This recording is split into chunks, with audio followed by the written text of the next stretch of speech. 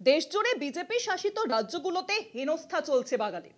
শুধুমাত্র বাংলা ভাষায় কথা বলার অপরাধে গ্রেফতার করে পিটানো হচ্ছে তাদের। কিন্তু রাজ্য বিজেপি এ নিয়ে আজ পর্যন্ত একটি কথাও বলেনি। এ তো গেল ভিন রাজ্যের কথা। রাজ্যেও কিন্তু ভরপুর চলছে হিন্দি ভাষীদের দাদাগিরি। এবার খাস কলকাতায় মারধর করা হলো পড়ুয়াদের, তাও আবার বাংলাদেশি সন্দেহে। কলকাতা বিশ্ববিদ্যালয়ের একদল ছাত্রের সঙ্গে কথা কাটাকাটির পর ছুরি লাঠি দিয়ে তাদের বেধড়ক মারধরের অভিযোগ উঠেছে শিয়ালদা ব্রিজের নিচের হিন্দি ভাষী ব্যবসায়ীদের বিরুদ্ধে। রাজ্য বিজেপি কি এখনো চুপ করে থাকবে?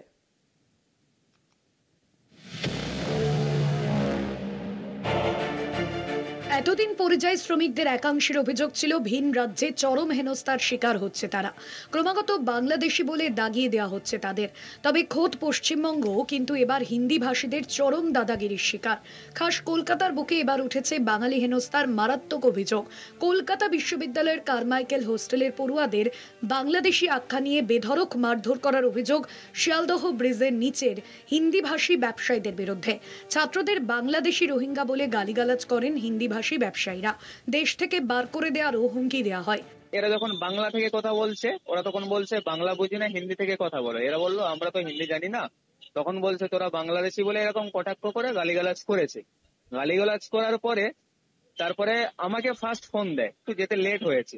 লেট যখন হচ্ছে তখন ওরা আমাদের অন্য হোস্টেল বর্ডারকে ফোন করেছিল। তারা 4-5 জন আসে। আসার পরে তাদেরকে ওখানে ধরে মারধর করে, এমনকি ওখানে আমাদের কিছু ছেলে ভিডিও করেছিল ওই মারধরের, সেই ভিডিও ওখান থেকে ওরা ডিলিট করায়। ডিলিট করানোর পরে ওখানে ওদেরকে আটকে রাখা হয়। আহত ছাত্রদের তড়িঘড়ি নিয়ে যাওয়া হয় মেডিকেল কলেজে। ঘটনার পর মুচিপাড়া থানায় অভিযোগ দায়ের করা হয়। 2 অভিযুক্তকে গ্রেফতার করে পুলিশ। ক্যাম্পাসের বাইরের ঘটনা হলেও ঘটনার পদক্ষেপ করেছে কলকাতা বিশ্ববিদ্যালয়। আমি যতটুকু শুনেছি যে ওটা কারমাইকেল হোস্টেলের বাইরে হয়েছে, একটা শিয়ালদায় কোনো মোবাইল শপের কোনো ঝামেলা হয়েছে। মানে এরকম কোনো ব্যাপারই নেই যে এরকম বাংলাদেশি বাঙালি এরকম ব্যাপার নেইও। একটা মোবাইল শপে কোনো একটা ঝামেলা নিয়ে আর কি হয়েছে, ওই কভার কেনা ফেনা কিছুর ঝামেলা, ওটাই আমি শুনেছি। থানা থেকেও আমাদের জিজ্ঞেস করেছিল, তারা বোধহয় গেছিল মুচিপাড়া থানা থেকে। বিগত কয়েক মাস ধরে ভিন রাজ্যে বাঙালিদের উপর অত্যাচারের সরব হয়েছে রাজ্যের শাসক দল তৃণমূল। কেন্দ্রীয় সরকারের দিকে আঙুল তুলেছেন মুখ্যমন্ত্রী মমতা বন্দ্যোপাধ্যায়।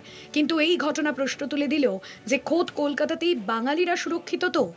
কলকাতা টিভি।